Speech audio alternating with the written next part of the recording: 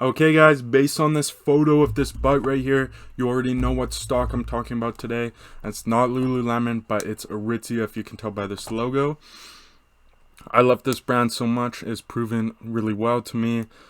I bought the stock a while ago, and yeah, I want to go over it for you guys real quick. If you can see, we got this nice lady here. She's really happy. You can tell by her face because she not only got a good deal on these, but she likes her Aritzia clothes. She's really happy. Check it out. She's like, check out my Aritzia, like, what's good? And so yeah, I wrote this thing for LinkedIn after the earnings because it was really good, and I want to break it down for you. This will set the tone and kind of do a quick description of what this company is. One of my current investments I've become very fond of is Aritzia, a $6 billion market cap, predominantly female clothing brand that aims to provide everyday luxury to their customers. Under CEO Brian Hill, the Vancouver-based company has quickly proven itself a Canadian gem that many can only compare to Lululemon, which is also Vancouver-based. One of the reasons I initially invested is because they're currently underway with the rapid expansion in the US, which now contributes to 44% of their revenue. The revenue continues to grow at tech stock levels, with their quarterly revenue growth year over year at 74.9%. Because of this, their PE ratio continually shrinks, which means the company becomes cheaper. Their forward PE is 34 versus a trailing PE of 55. Forward is looking forward, trailing is looking back. The company is yet to be listed on a US exchange and thus has very little volatility. They've gained much attention in America recently, with Jennifer Lopez, 191 million followers, and Charli D'Amelio, 133 million followers, being seen wearing Aritzia on social media. Recent speculators have found that the company is looking to hire in an effort to build new European and Asian e-commerce sites. Overall, I love this company. I bought it on October 1st, 2021 at $40.48, which is now sitting at $50.85 a share. At a 45% gain after it surged 20% after earnings. Okay, so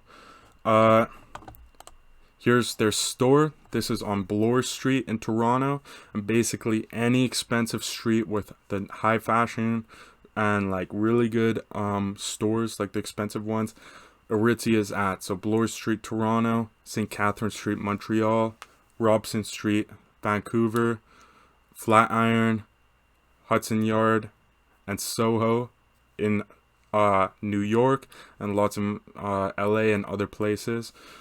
Basically, they aim to provide everyday luxury for this expanding demographic that I believe is a macroeconomic shift for many of the G7 type countries like Canada, US, is the upper middle class. I believe that there's many people that they tell their kids to go to university, and because of that, their kids go to school, get good jobs, and they become what many people are calling like BMW 3 Series rich. And the BMW 3 Series is a $50,000 car, so they're well off enough to buy a BMW 3 Series, but not a $100,000 7 Series. So they can afford luxuries, but they're not buying the top luxuries. And I feel like this is appealing to a new demographic that is a big economic shift right now, and I feel like this is a really big opportunity. And you can see it with like iPhones. At first, it seems like they appeal to this demographic. Lululemon, which is their competitor, appeals to this demographic because they're expensive. You look at it, it's expensive, but not too expensive, not expensive enough where you wouldn't justify buying it. Lots of these people do justify buying these stuff. Like it's like $120 sweaters, $120 pants. People can justify it. They're not buying it every day, but they can justify it.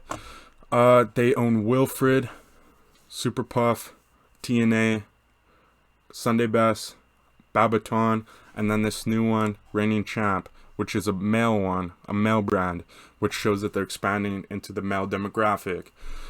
The city that I live in, the economy isn't like diverse enough. So we don't have a Nordstrom or anything, but when I was in Toronto, I saw this brand at the Nordstrom, like $120 gray sweatpants. You know, everyone says on TikTok, like, girls like gray sweatpants. So you got to buy the Reigning Champ $120 gray sweatpants. And yeah, so They have this new brand. Basically, if you live in somewhere that's snowy, you know that winter jackets are a big part of your wardrobe. Where I live, it snows 130 days a year.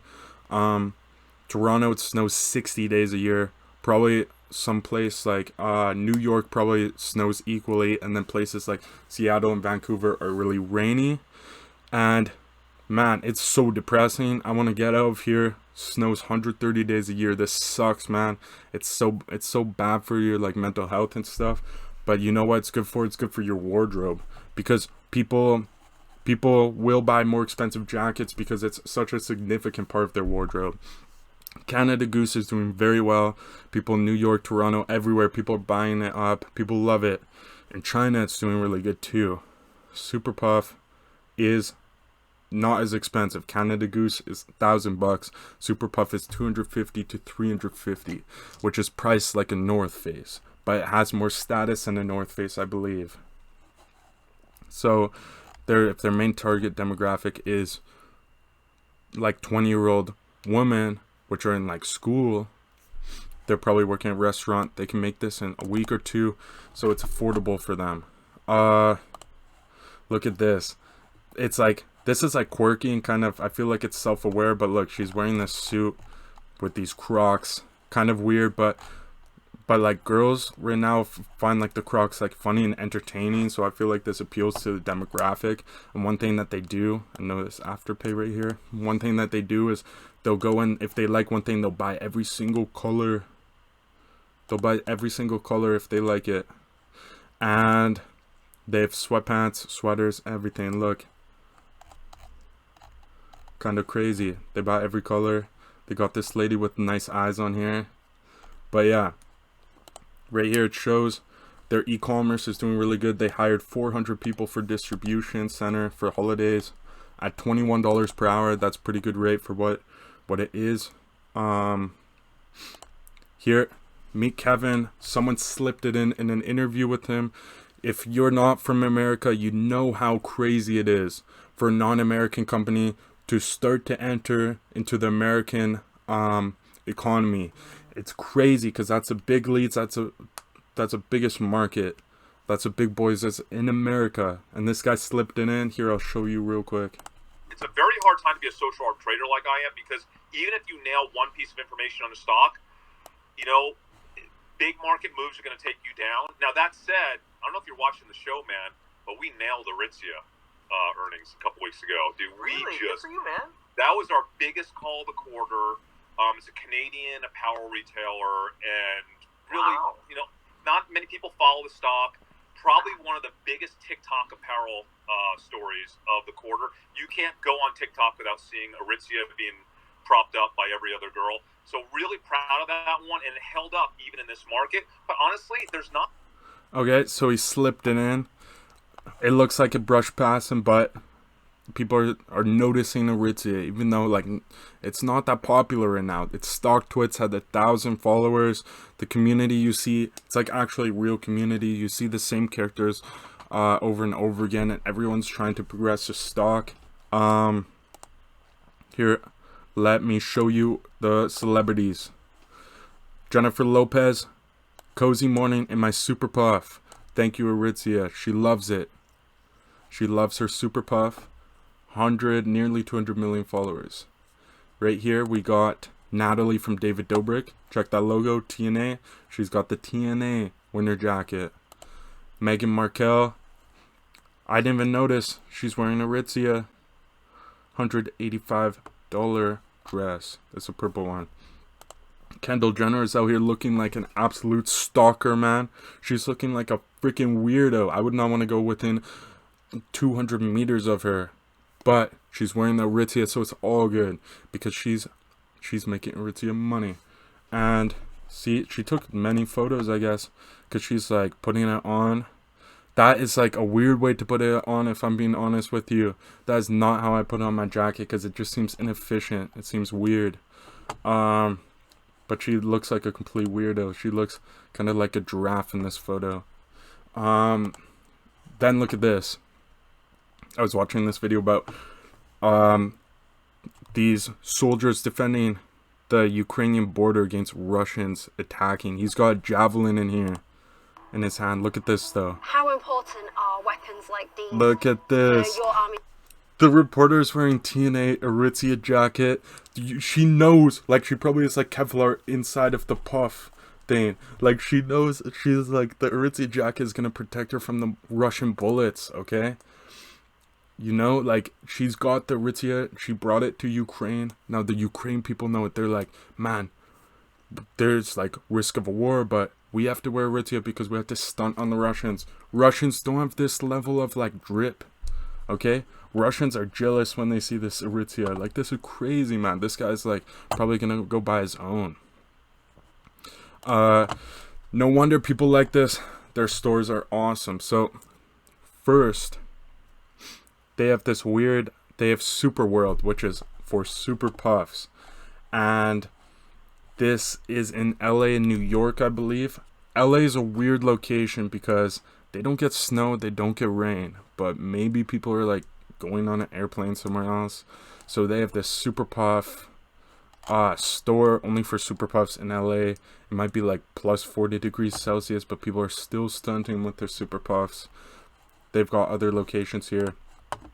We've got Soho location, looks beautiful, looks awesome. Flatiron, New York.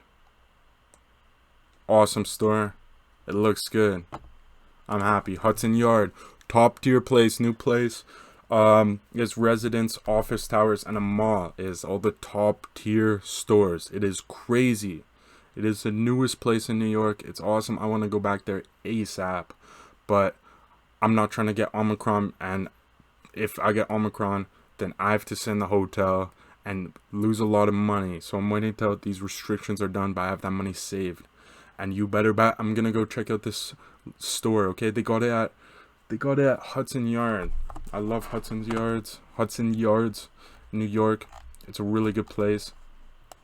They've got all of these. Also, Aritzia has lots of collaborations with top tier brands like Levi's. They had their own collaboration. It was like 120, like $200 jeans. If I wear jeans, it's mostly Levi's because they're high quality, good brand. I feel like lots of the girls buying Aritzia would buy Levi's because they are pretty trendy right now. See, look, got a lot of locations. It keeps expanding. Now I want to break down financials for you real quick. Here's the investor report, investor presentation. I want to break it down real quick because there's a couple good things to show you guys. Here is where they believe they are. It goes discount, fast fashion, mid-market, everyday luxury, which is where they are, sub-luxury, luxury. I feel like the men's or like men and women comparison is Polo, though Aritzia seems more versatile. It seems more versatile than Lululemon because Lululemon is sports goods. It seems more versatile than Polo because Polo is a little bit more formal. Here's their brands.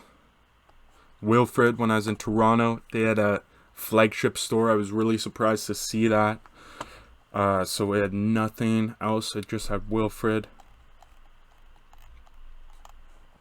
Look, e-commerce has exploded in recent years. Here is their boutiques. 68 in Canada, 38 in the United States. Now look at this. So, Vancouver has 13. Toronto has the most, 31. 5 Manhattan, 2 San Francisco, 5 Los Angeles. If you think about it, there is so much room to grow. So these two cities, Edmonton and Calgary, have 1.2 million people each. I believe Austin, Dallas, Houston, generally all of them have around 1.2 million, maybe more in the metro. Don't you think that they could have at least 3 stores in each of these cities? Toronto has 6 million people.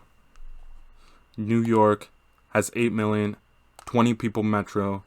Los Angeles has 4 million and also 20 million people metro population. Don't you think they could have a little more in each of these locations? If Toronto has 6 million people, Vancouver has 3 million people, it has 13, Toronto has 31. Don't you think they could have more than 5 in these locations?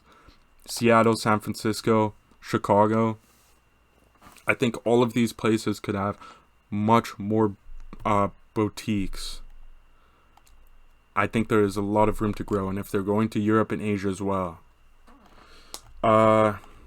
Let's go through this. Financials, I'll review that on my own. Look, new boutiques, payback time is 12 to 24 months. If a business pays itself off in 24 or in like a year to 2 years, that's really healthy. They've got the celebrities. The revenue I'll look over in a bit. And yeah. Okay. Look at this. It's only at OTC. It's not on the US market anymore. Or not on the US market yet. And on StockTwits, lots of American people are like, hey, I can't do options on this because it's only an OTC. And people are looking for it. People want Aritzia, and it's not on the market yet. But once it does, it will explode. It's going to be crazy. 100% in a year. That's really good. People compared to Lululemon, let's look at this before we look at the rest. $40 billion market cap. Lululemon is sports apparel, and this is where I believe that Aritzia has a leg up on them because it's like more versatile. And sports apparel, if you think about it, you're looking for something to go to gym. You go to gym hour a day. You're not looking to have a fashion show at the gym. So not everyone is going to buy $100 Lululemon shirts or pants. I feel like it's more justifiable if you're wearing it just in your daily life or to work. And Aritzia has like work apparel, daily apparel, and they're releasing new swimwear and lingerie. Lots of people are excited. I don't really care. Let's see what it looks like when we have the profits. So yeah, Aritzia Aritzia's market cap is $6 billion compared to this $40 billion. Do I think Aritzia can double? Yeah. Do I think it can triple? Yeah. But the question is, how much can it go up? How many times can it double or triple? It depends how fast they expand in the US and Europe and Asia. Okay, so look, I bought October 1st. This is October 13th, a couple weeks after their quarterly earnings. Net profit increased by 74.9% to $350 million. Adjusted EBITDA increased by 60 million to 72 million. That's a huge increase, and that contributes to a lot of it. The next earnings, I've held it for 2 earnings. Net increase by 62% to 450 million. Adjusted EBITDA doubled to 110 million from 54 million. Net income increased by 112% to 64 million. This is crazy growth. Like, you can't find anything else like this. This is unreal. And it's awesome. I've had this for the past couple quarters, and what I've noticed is it basically runs up at the quarters because they have beaten all the times I've held it, and then it falls a couple bucks after. I don't know who's selling it, but someone is, and then rises up and falls just a tiny bit because it has no volatility because it's not in the US markets. It has generally been going up since I bought it. Here, EPS 1.2. Let's look. Let's quickly skim this.